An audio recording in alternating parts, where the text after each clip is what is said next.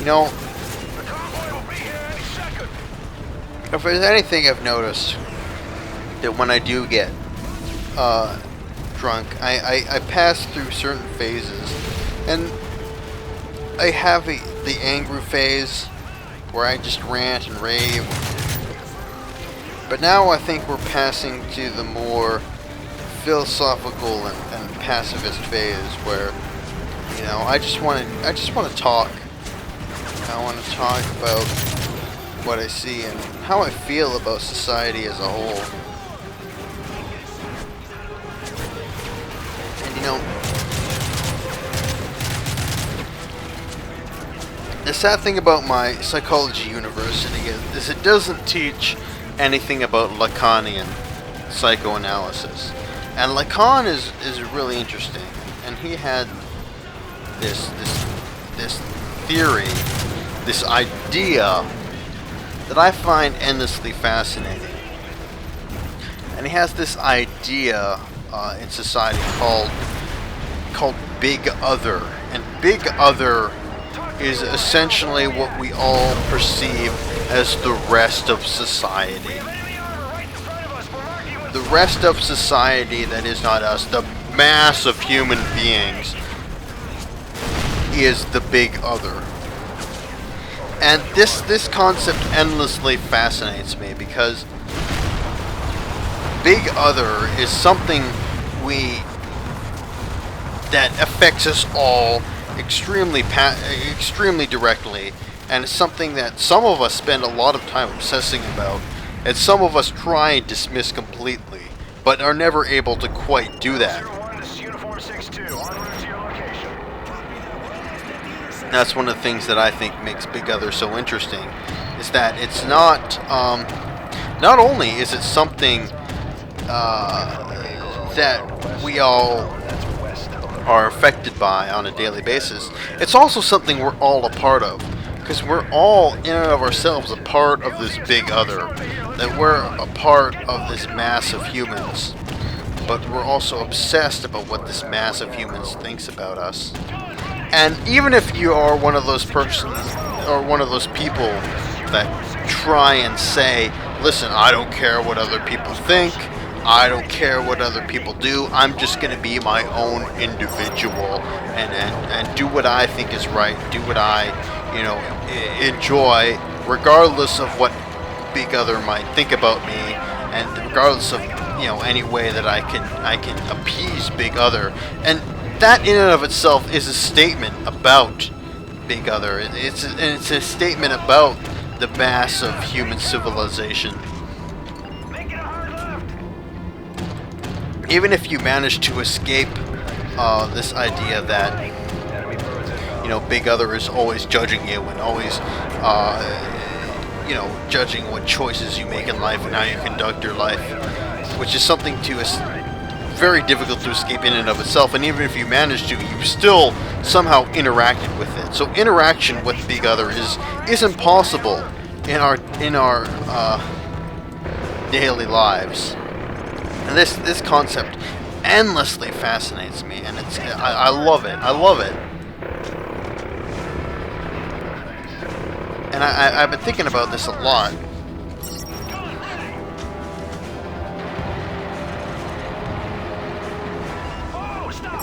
That I myself, I don't think I understand. Oh, we're transferring consciousness again. But I myself don't understand what Big Other wants. I don't know what the mass of society wants from me, but I'm obsessed with what they want from me. At the same time, I feel like I can never truly understand them. I can never truly understand the mass of society, because I'm not like the average person. I don't understand the average person. I don't know what the average person wants from it.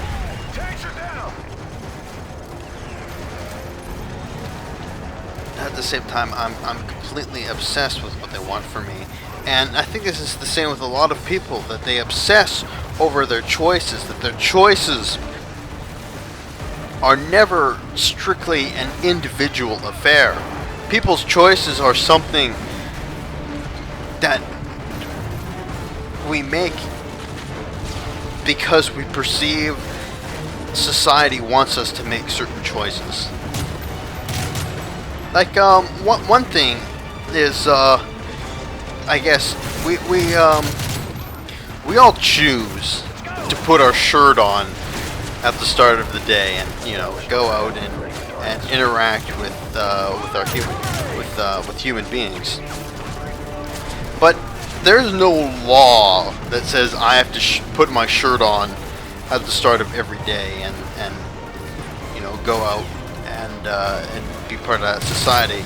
But Big Other says that it's something that's demanded of me, that I put my shirt on and I don't go walking around outside shirtless in the middle of in the middle of winter. But its effects reach a much broader.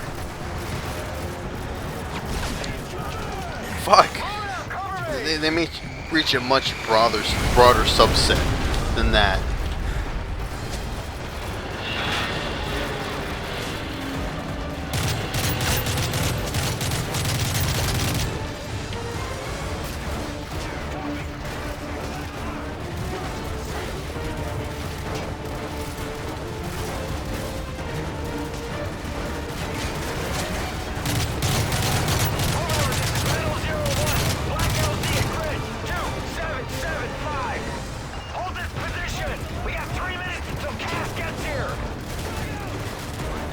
Okay. Well, I'm having fun now. And not because of the game, because I've entered the phase where I just want to talk about philosophical and psychological concepts.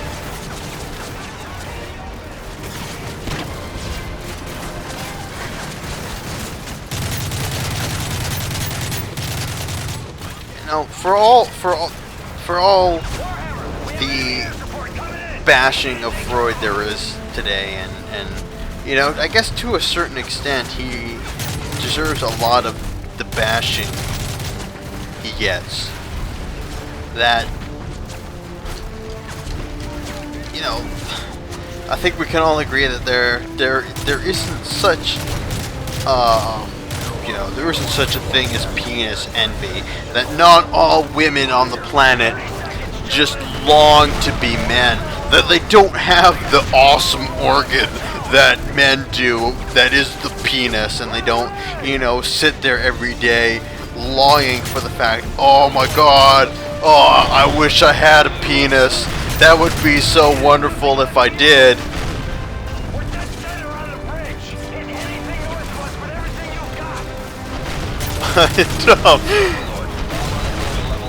At the same time, there's almost a little bit of truth to that, because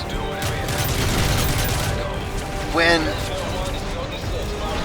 someone gets when a girl gets a sex change from a girl to a guy, it's much more socially acceptable than when a guy gets a sex change to a girl, because the idea is that you're perceived to be trading up in genders. That you're perceived, and I'm not talking about actual truth here. I'm talking about the perception of truth. Oh my god, the Eiffel Tower is collapsing. Holy shit. Oh, this is so, you know, unbelievable. The Eiffel Tower is collapsed. Oh, this landmark of human civilization is destroyed. Sorry. But,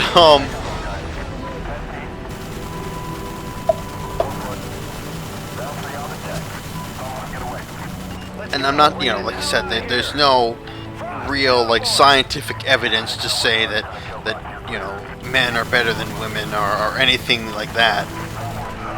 But this is the perception that when you're having a sex change from a girl to a guy, it's trading up in sexes, that you're somehow moving up.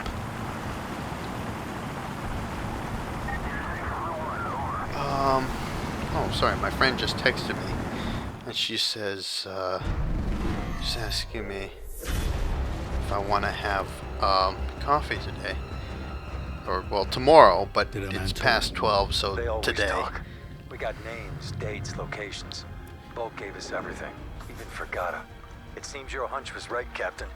Makarov's already making friends. He's meeting with his top advisor 6 hours from now. Location is the Hotel Lustig. It's in the center of the city, near the old square. We have Tier 1 groups assigned to handle this, but I don't think they'll make it in time. But you're close. Very. I'll contact you when it's done. Makarov's council all together in the middle of a war zone. Sounds convenient. Overconfidence makes you careless. We'll infiltrate along 2 separate routes. Oh my god, Yuri talked. Head for the church and provide overwatch. The city's locked down tight. We'll need a back door. Leave that to me. Okay, hold on. I'm going to pause, take a break, and text my friend back. She's asking me if I'm busy tomorrow, so I'll deal with that and I'll be right back.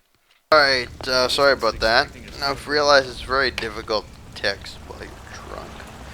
But,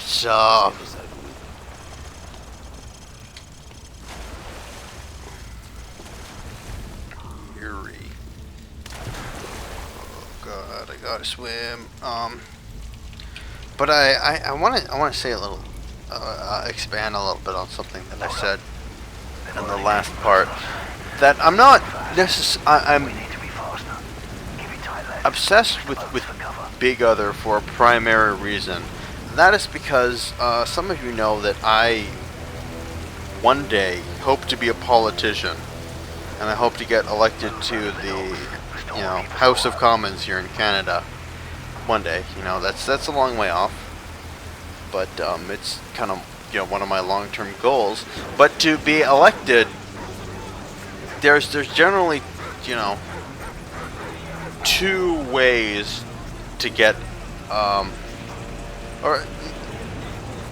there's 2 sort of conventional ways to get elected, and that is you wow Big Other with either your sort of your policy or your intelligence or your skills or your charisma or whatever else, and you use that to wow Big Other to the point where they want to vote for you, or you connect with Big Other and you connect sort of with the average person in society to the point where they feel like listen, you're one of us, and I feel like you would therefore represent my interests in government, and therefore I'm going to vote for you.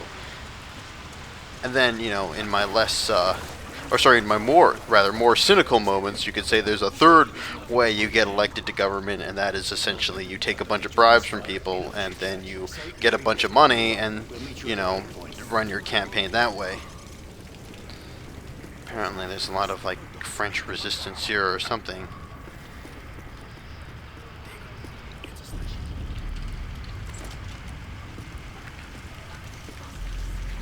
Oh, okay, there's 2 scopes here. In any case, I feel like I'm best served to try and connect with Big Other, and even though people have always told me that you're way smarter than the average person, you're way more talented than the average person, and this is something I've been told all my life, I feel like I don't want to believe that, if that makes any sense. Fuck. Oh, well, he killed me.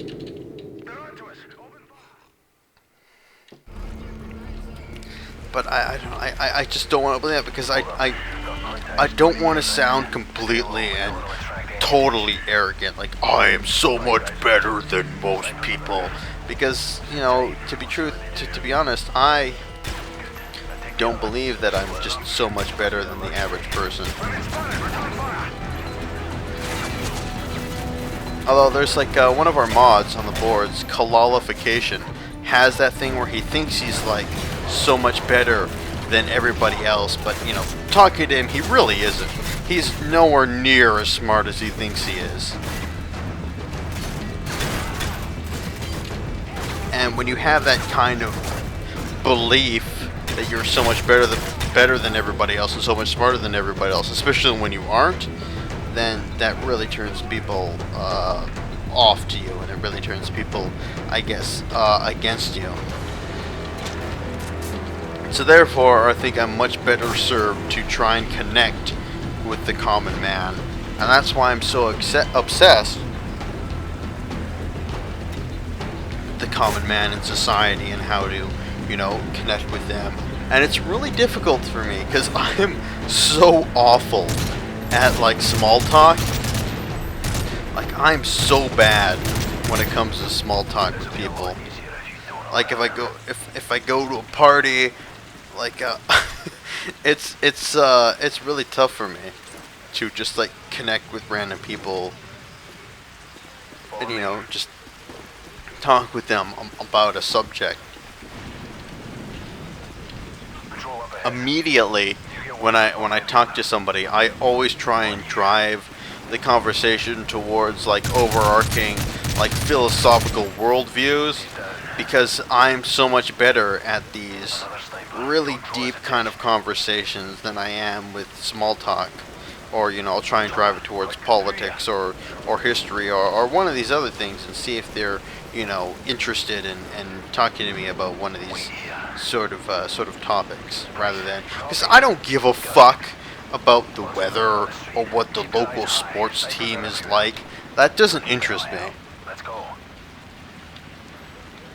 I want to talk to people about what they really believe about the world and how they see the world, and those kind of I love those kind of conversations. You know, I love them when they're with somebody, I guess, who sees the world like me, which is rare because I'm all over the map, to be quite honest. Like, I'm everywhere. Like, you know, again, this comes to my idea that I don't want to be, you know, completely arrogant all the time, but, you know, my worldview is in flux. I didn't... Soap God himself killed! What a joke. But no, like, my worldview is always changing. I mean, I'm only, you know, 22 years old. To say that I have all the answers, and I know what the world is like, and I know how the world functions, is just ridiculous.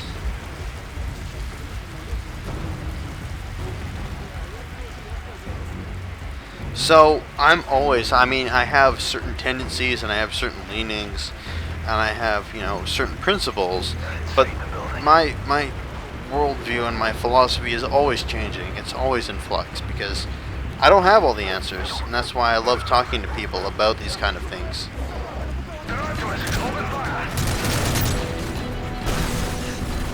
Fucking hell, wow, holy shit.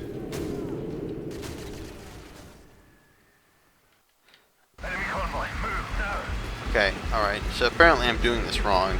This calls for stealth, but it would be better if I actually paid attention to it. Stay low. There's too many of them.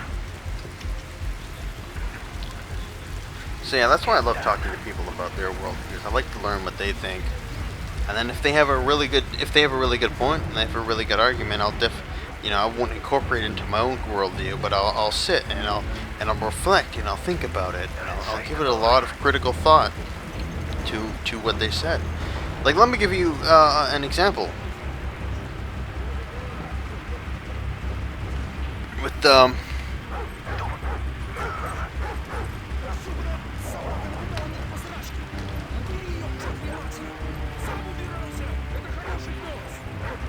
With my study partner, I was talking with her, and she told me that she believes that her worldview, her idea, is that people should be sterilized at birth until they are 26, because, yeah, that's right, kill that civilian. Oh, you're so evil. Oh my God.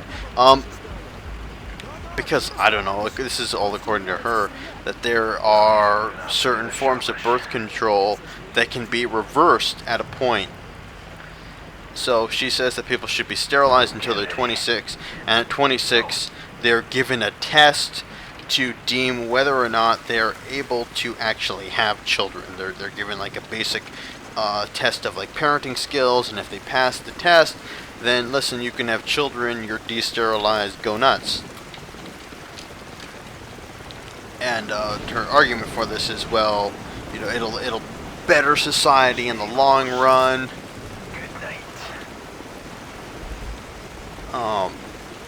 You know, we've got too many people already, and if there's too many, you know, stupid teen pregnancies, I know too many people who are 18 years old and have children, and if we institute my policy, then the world in the long term would be a better place.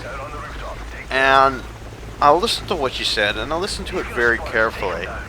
And she obviously had thought about this a lot, and she obviously had a very concrete and well-rounded worldview, and is very well argued. She was very articulate, but at the same time, there's just something inside me that what am I supposed to do? He's gonna spot us. Take him down. Am I supposed to take down this guy?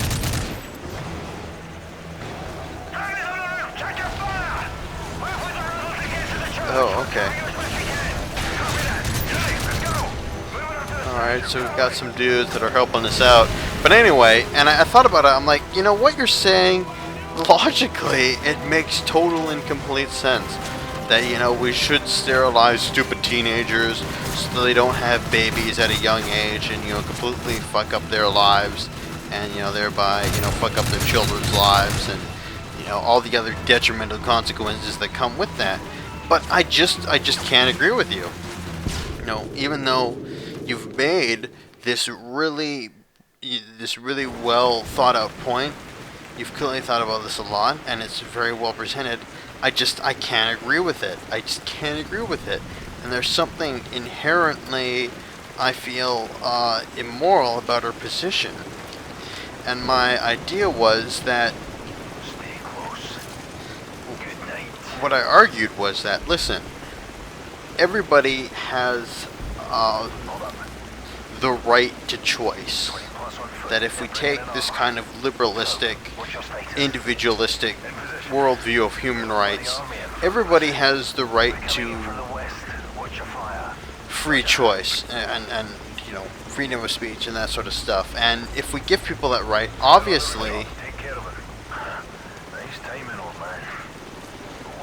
some people are going to make the wrong choices.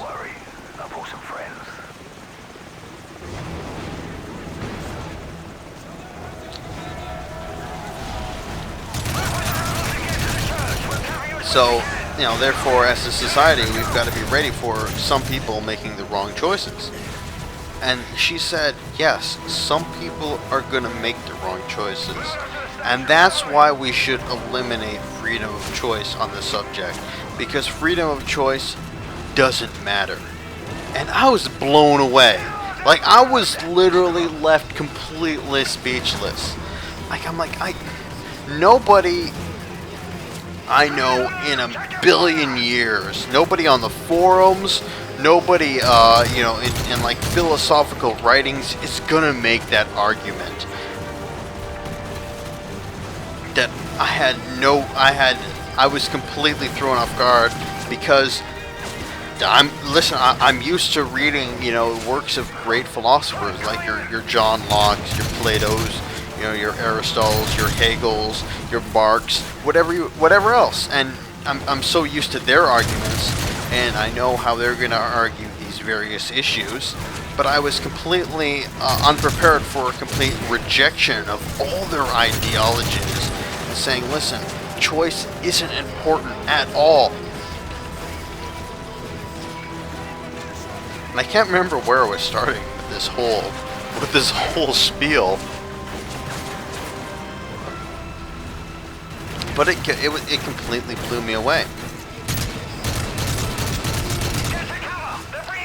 And it completely shook my personal, you know, the way I thought about the world. And like I said, I've been thinking about what she said. It was, you know, 2 days ago of recording this, and I've been thinking about what she said a lot. I've been giving it a lot of thought and a lot of reflection. And was, it was interesting to say the least. I'm definitely going to say, currently I still don't agree with her at all.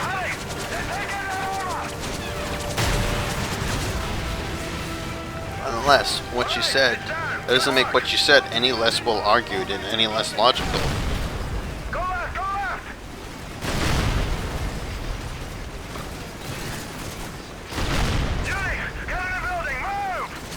And I was thinking about this. I'm like, maybe it's because women think about philosophy different than the way men do. Because, like I said, nobody on the forums is ever going to make that argument, and the vast majority of people on the forums, especially the people who post in the current events and philosophy section, are males.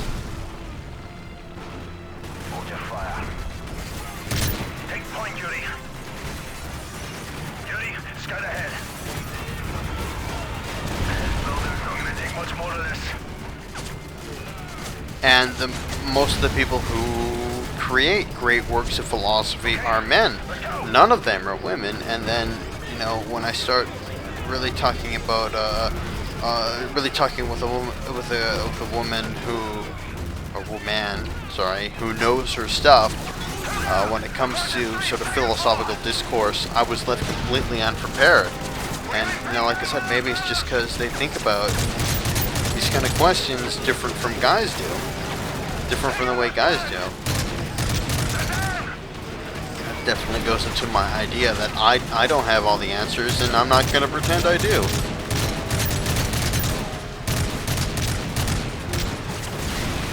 So, long story short, it was a really interesting conversation, and it definitely got me thinking about a lot of different things. What am I supposed to be doing? Fight to the church. I've been just kind of going on autopilot for like the last half an hour, and just rambling, and people are dying, and I'm shooting them, and that's kind of how this game goes apparently.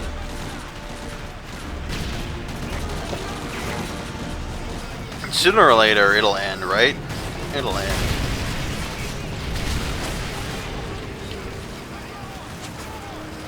It's the Czech Republic, and we've got a new, Soviet flag. Charge. Get your ass over here! We're gonna get out of this courtyard! This way! Move! Okay. I'll move with you. Hang on, we got more armor on the road. Dude. On me. Come on. What happened to Captain Price? More targets. Stay quiet. They don't know we're here. Open fire! Oops. This way! Move! I was doing so well until I started actually paying attention to the game. More armor on the road. On me. Come on. Yeah, I've lost track of how many drinks I've had. More targets. Stay quiet. They don't know we're here.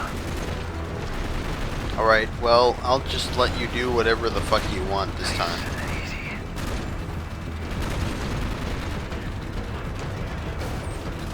Okay, I'm past these guys quietly. Wait for my go. Alright, smoke 'em.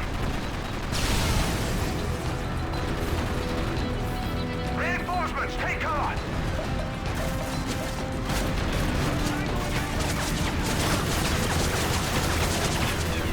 Why is this in Russian now? Oh, it's not in Russian, never mind. Maybe we are in, the Czech Republic.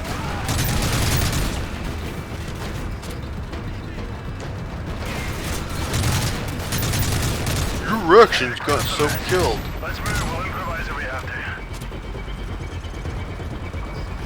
So got his own fucking ass killed. Get down now. Stay down.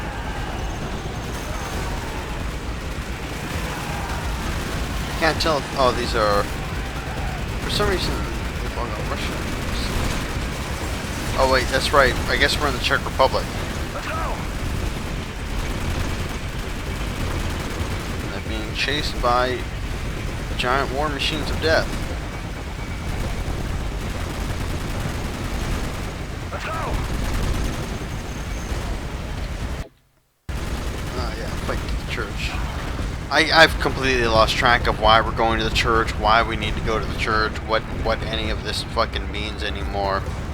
Looks like there's lots of our friends here. Copy, get comfortable. We've got a few hours till the meeting. You got it, mate. Come on, Yuri, let's get south. Oh, good.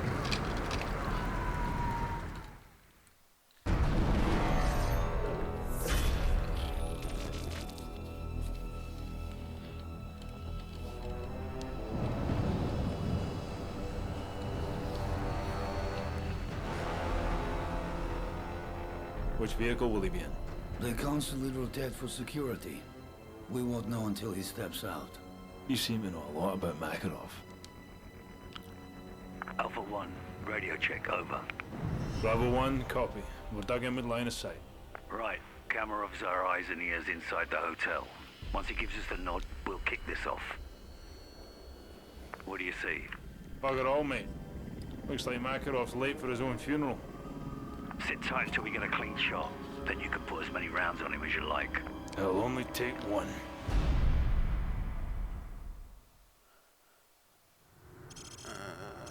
Blood Brothers. Yuri. It's almost time. We are in the Czech Republic, okay. I think I'll be on the second floor. Alright, I am going to take a quick break again. Okay, we're back. Heads up. Makarov's convoy is arriving now. I see it. 4 armored vehicles. No visual on Makarov yet.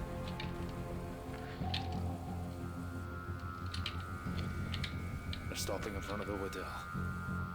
Do you see him? Aye, there's a bastard. Third vehicle. Shite. Think he's looking right at us. Easy. Just sit tight. They're pulling into the garage now. All right, Kamarov, you're up. Kamarov, do you read me? Probably forgot to switch it on. Doesn't matter. Makarov's here. We move forward with the plan. I'm in position. Ready? Yuri, find Price in your scope. He's at the top of the hotel. Which one's the hotel? Is that him? We got you. Okay.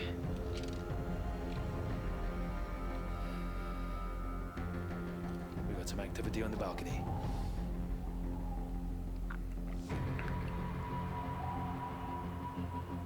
Take them out together, Yuri. On you. Breach Hunter. Got him.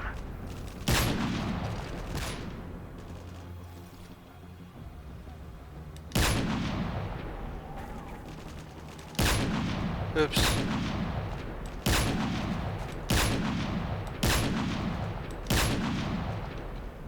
Okay, well. Price, who is that? Kamarov. I'm sorry, Price. Captain Price. Ад ждет тебя. Price, get out of there! Yuri, my friend. You never should have What the come hell's he here. talking about? Get out now!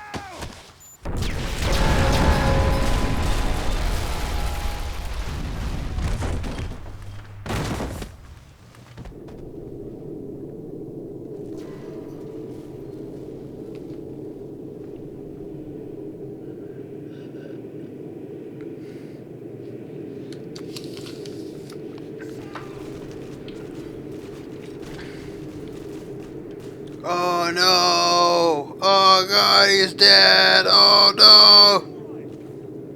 Yuri! Grab him, we have to move now!